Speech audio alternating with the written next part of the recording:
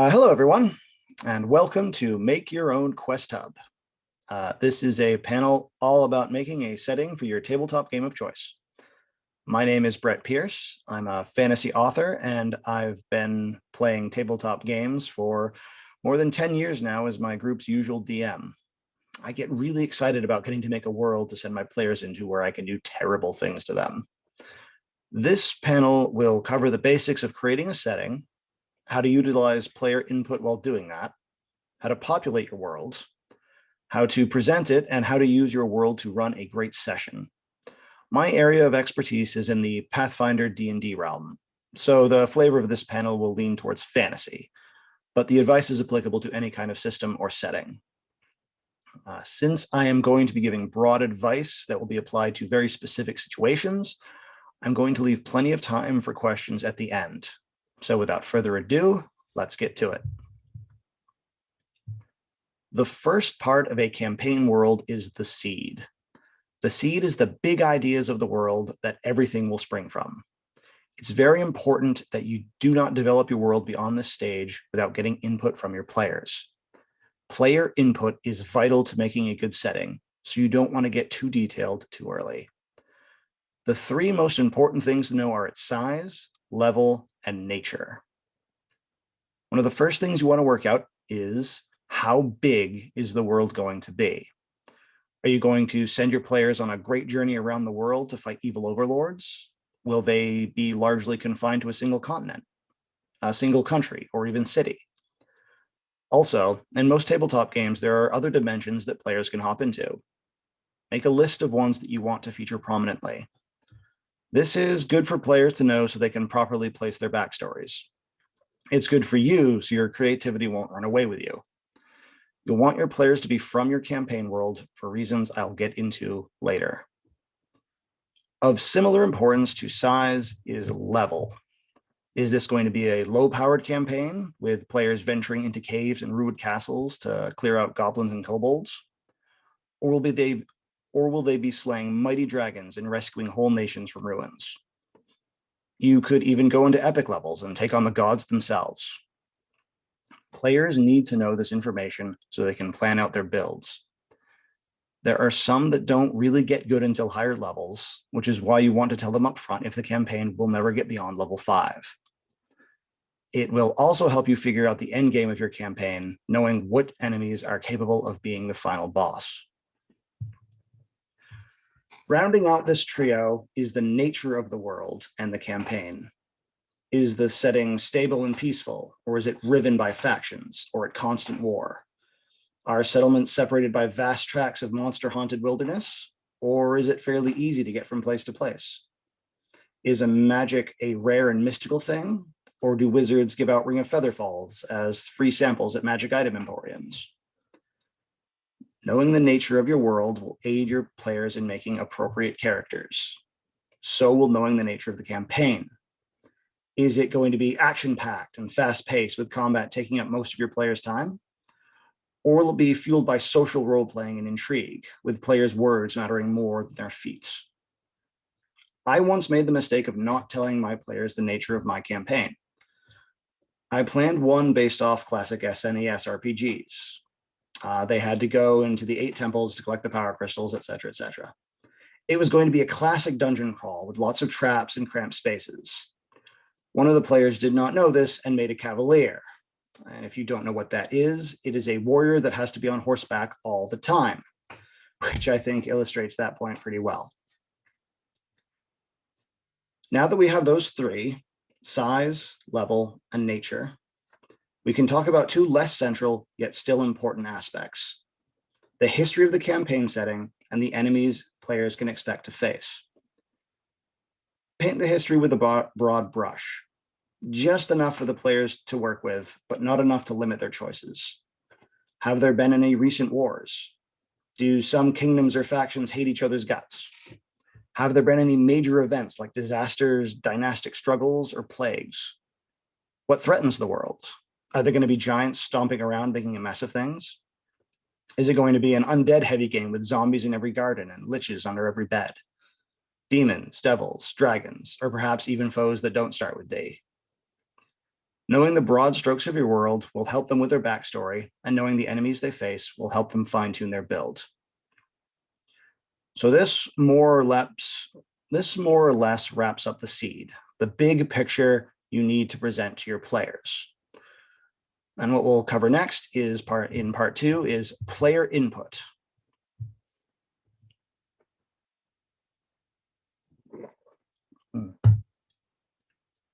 This is the stage where your campaign world will really start to develop. Take the information from your seed and present it to your players. This will function as a kind of pre-session where people can throw around ideas and develop character concepts. If you're doing this game in person, make sure every player can make it to this session physically if possible. If you're doing this at a distance, make sure everyone is together. If this group knows each other, they'll start riffing off each other right away and setting the wheels in motion. If they don't, then this session pulls double duty as a getting to know you session. Be prepared for questions and offer clarification where you can. Also, be prepared to make changes to suit your players. Suppose the initial starting point of your campaign is in a peaceful kingdom tolerant to all types of magic. But one of your players wants to play a necromancer who has to study their skills in secret.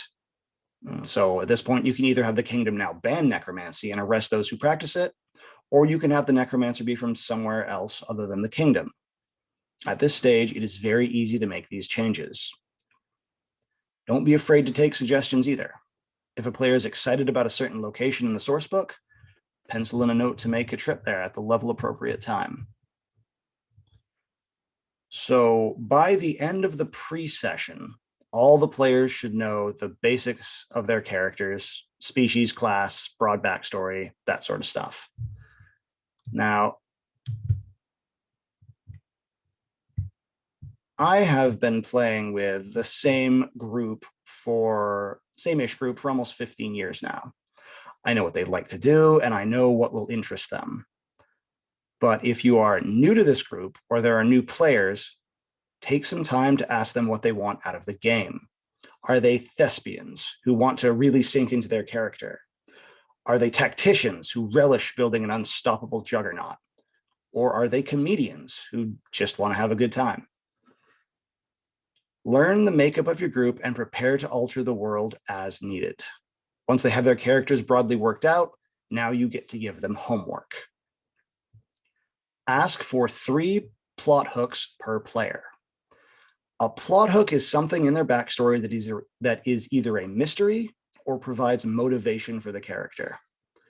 They can be anything from the classic dead parents in Bird Village, to wanting to be the very best like no one ever was, to mysterious dreams that come at every full moon.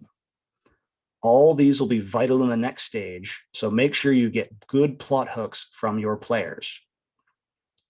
This is where thespian players shine, while tactician and comedians will need a little help. A thespian plot hook is like, once when I was a child, I was lost in the woods. A man playing the flute led me home, but before my mother could thank him, he vanished into thin air. I still hear that music on the wind, and that's why I became a bard. This gives you a lot of intrigue to work with. The identity of the man, the nature of the music, why the man came to his aid. There's a lot of material there. Whereas a tactician's hook is more like, I hate orcs. It's functional, but it doesn't give you much to work with. Lackluster hooks means that you'll be able to give that player less attention down the line. Make contact and work with them on making their hooks a little more intense and a little more useful. All right, so now you have your adventuring party and some excited players, but you don't get to start playing right away. Now it's time to sit down and do the heavy lifting of making the campaign world.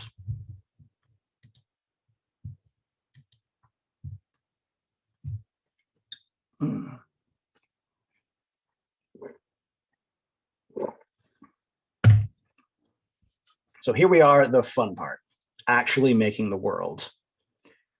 It's very difficult to give advice at this stage because this is the point at which the process gets very unique. But there are some basic guidelines to follow. The most important one, which is the answer to many tabletop game related questions, is know your party. You're building this world and running this game for your players to have fun in. If your players are a bunch of murder hobos with a fatal case of gold fever, then you won't want to make your campaign revolve around the intrigue between rival banking houses. At this stage, it's important to find out what people are comfortable with. In fantasy RPGs, it's common for certain races and species to be discriminated against or oppressed. Before you include this, find out if everyone at the table is okay with that. Such things are an everyday reality for some people, and they might not want to encounter that in-game. Check what level of sexual themes people are comfortable with. One player may think an ogre hitting on them is hilarious, while another might find it off-putting. Basically, if one of your players has a crippling fear of spiders, don't have the drow be the primary enemy. As GM, you're responsible for everyone having a good time, and that starts with making a world your whole party can enjoy. Now, with most tabletop games, you aren't going to be able to make everything from scratch. There's going to be some lore that is foundational to the game world at large. In fantasy, these are usually things like how the universe is arranged, major religions, and how magic systems work. Vampire the Masquerade, which is largely set in the mundane world but with extra vampires, has some canonical vampire clans with settled magical powers. Given that this is tabletop gaming, none of these are set in stone, but they are foundational. Before you make any changes, talk with your players. Making such alterations will have effects on their characters. Have a list of your players' plot hooks handy as you start to make the campaign world. Addressing them should be your first priority.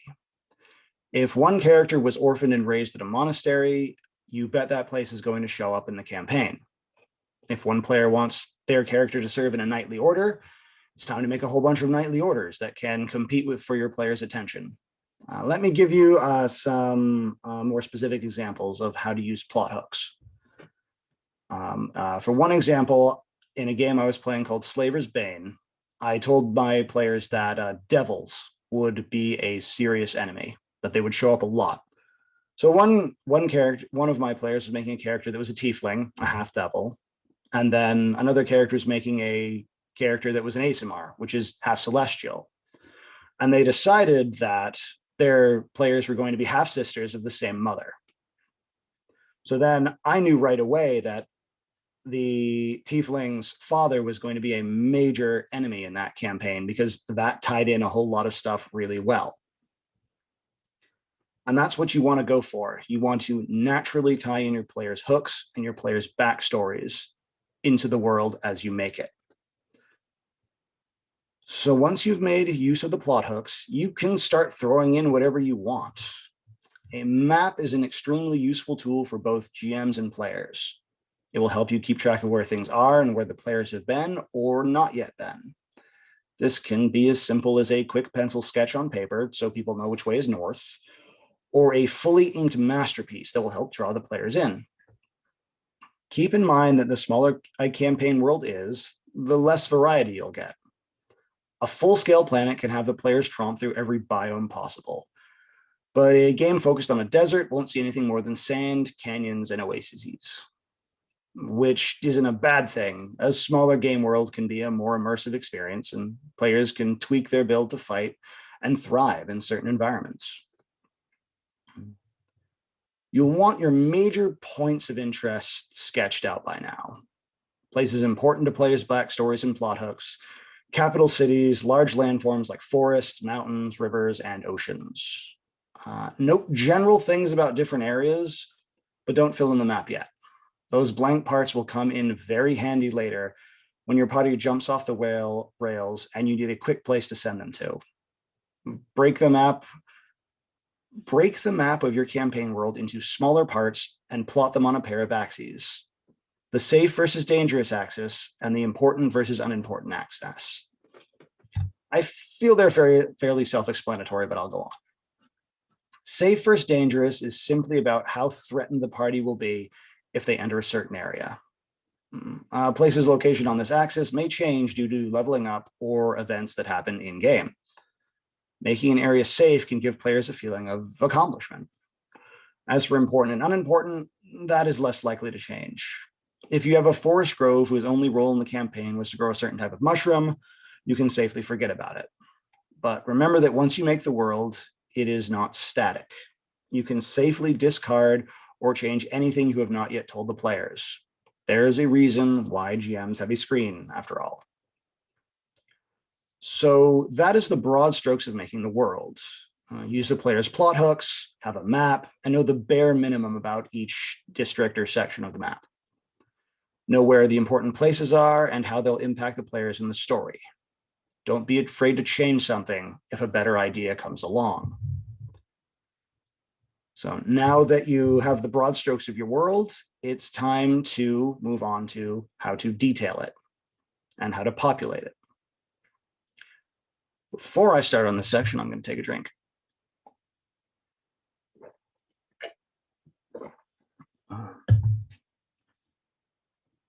Before I start on the section, I have a little disclaimer to add. I love making detailed worlds loaded down with intrigue and different cultures mixing together, and I add a lot of that to my games. Most of my group enjoys that, so long as I don't start going crazy and start lovingly describing trees like Tolkien.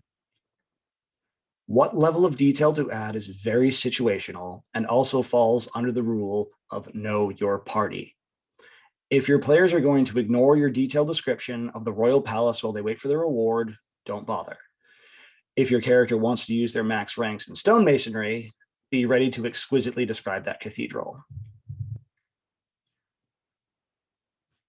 When sending your players to a new place, keep in mind how you describe a place will set the tone.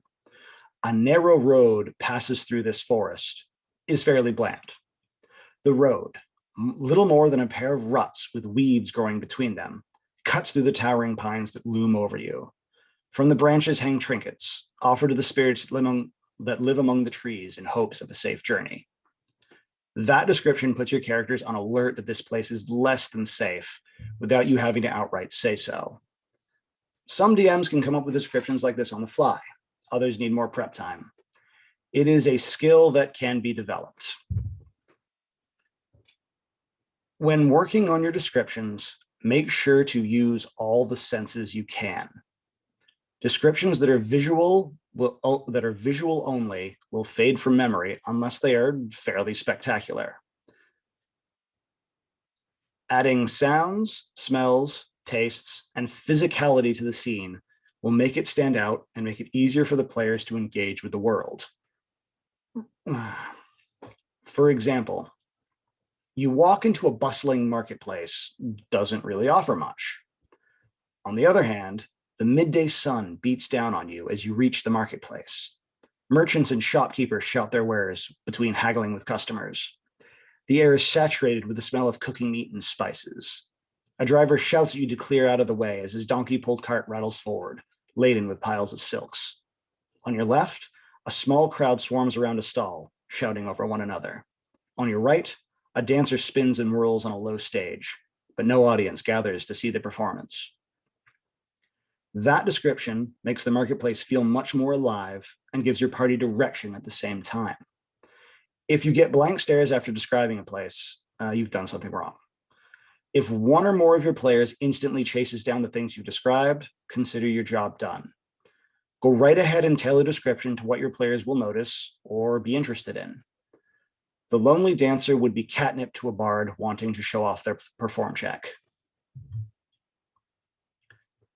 That lonely dancer brings me to the main way your players will experience your world, NPCs, or for the uninitiated, non-player characters. These are the people you will have to play when the party wants to talk to someone.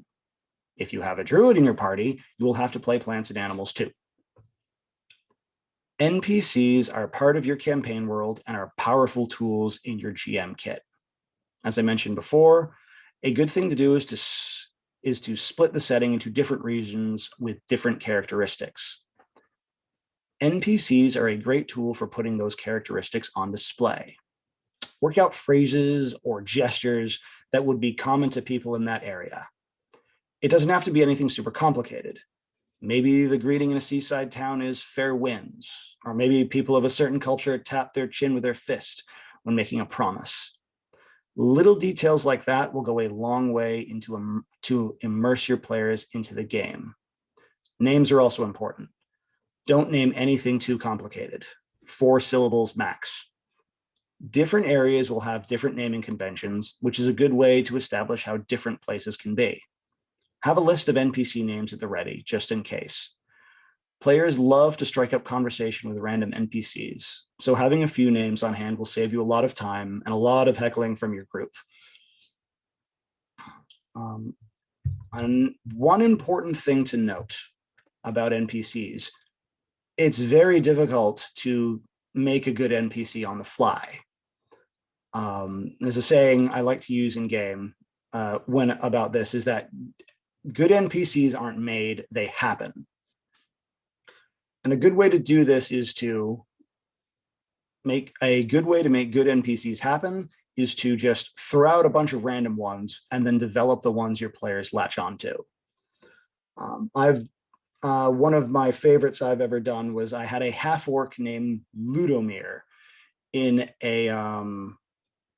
a city-state that discriminated against half-orcs, and they weren't allowed to own businesses. But they were allowed to work for people who did. And so he operated a bunch of businesses for people. So my players eventually picked up on the fact that if they needed anything done, they should go talk to Ludomir. So they latched onto him and I got to develop him. If you have an NPC that you use frequently, one useful tip is to have some kind of hand gesture or thing you do that helps you get into character and helps the players realize they're talking to this NPC. Well, for Ludomir, for example, I'd always clasp my hands together like this when talking. So I could say, so when he's talking, I go like, hello, what do you need today? Oh, you need something built. You need a stage built. Well, I just happen to operate a carpentry shop and I can help you out. So the players would get into it. It would help me get into it. It's a little thing that really helps the game along.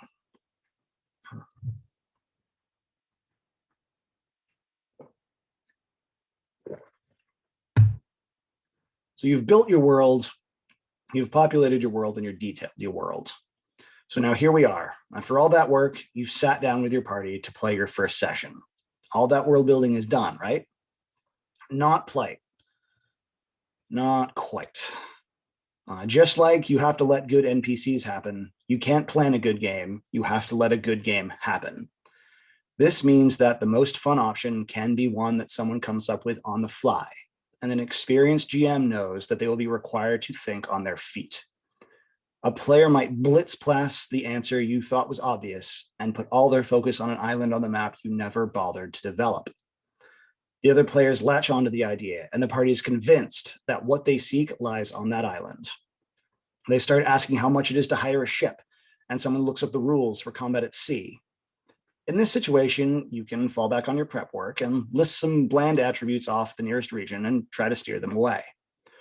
Or you can go in the other direction and shift their destination to the new island.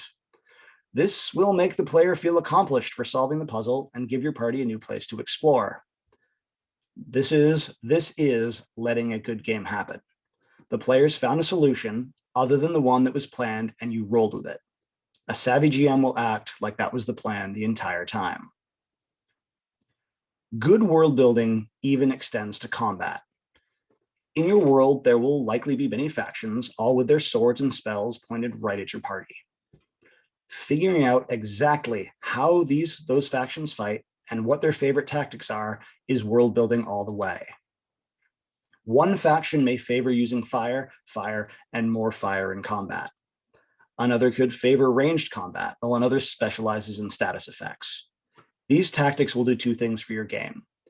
First, it will make the factions feel distinct and switch things up in combat. No one likes fighting the same battle over and over again. Second, it's the best way to make tactician players engage with all the world building you do. After a few encounters, they'll start to identify patterns and weak points. In a few levels, they'll have tweaked their builds to fight their preferred faction. Whether it's engaging NPCs, vivid or intense combat, good world building draws the players into the setting, and makes for a good session and game overall.